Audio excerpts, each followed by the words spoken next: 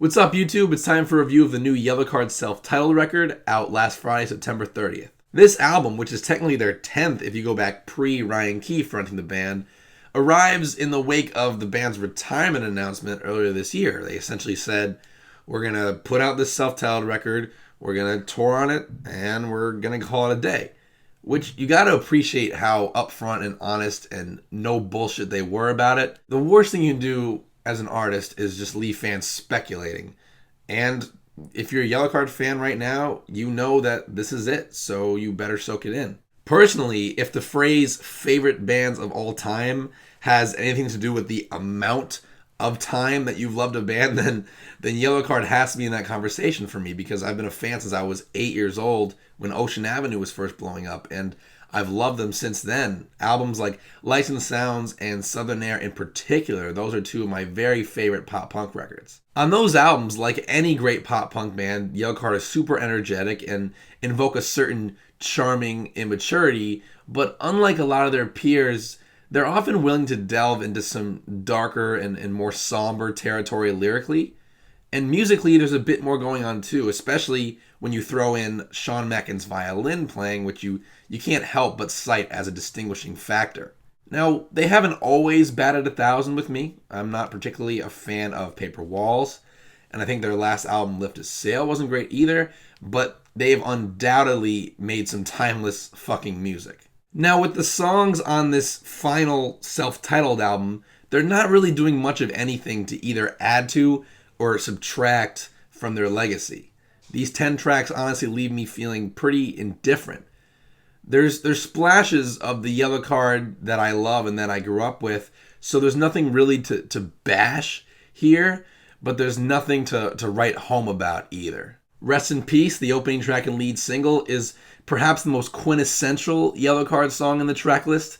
It's an up-tempo rocker that features a bouncy violin refrain on top of it. It's got a big hook. It's got a tinge of sadness and longing in the lyrics. It's actually one of my favorite lyrical bits on the whole album. From where I'm sitting at least, it deals with the regret you experience over the way you handled a past relationship in the moment. You kind of gain some perspective and look back, and you realize how simple it would have been to just be a little more mature, or let certain things go, or word things a certain way to avoid all the bitterness.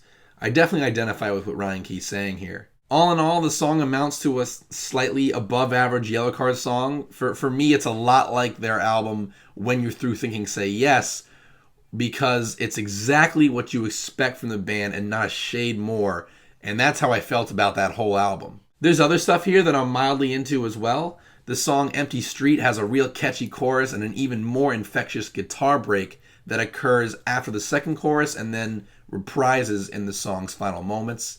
Definitely a highlight. The second single, The Hurt Is Gone, features this main riff that's almost like a reimagining of the Foo Fighters song Everlong. I love musical passages like this where you have a part that's repeated the same way every time, but then you have a chord progression that kind of snakes underneath it to give it a different feel each time it's played. There's some touching lyrics on the song A Place We Set Afire, which seemingly deal with the band's retirement, which is something that I feel like gets alluded to pretty often throughout the track list with varying degrees of subtlety. Musically, another highlight for me was Got Yours, which features this main guitar part that's slightly dissonant, but still manages to be lively and stimulating. And Savior's Robes was another up-tempo track that I dug. But unfortunately, most of the material here did nothing for me, positive or negative. I think a part of the issue actually lies in the album's sequencing.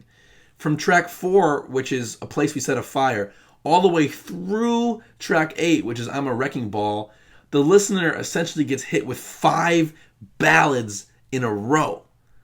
Hurt Is Gone is a bit mid-tempo, but still, by the time Savior's Robes, track 9, comes around, it almost catches you off guard because you forgot that you're listening to what's supposed to be a pop punk record, not some sappy alt-rock record.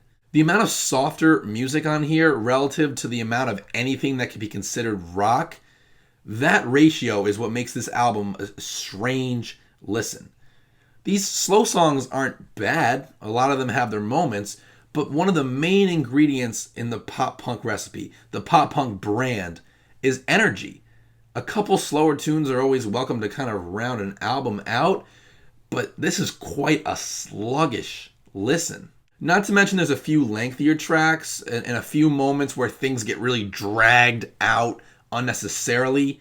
The two best examples of this point are that ambient bridge section in Savior's Robes and that 2-minute long outro to The Hurt Is Gone.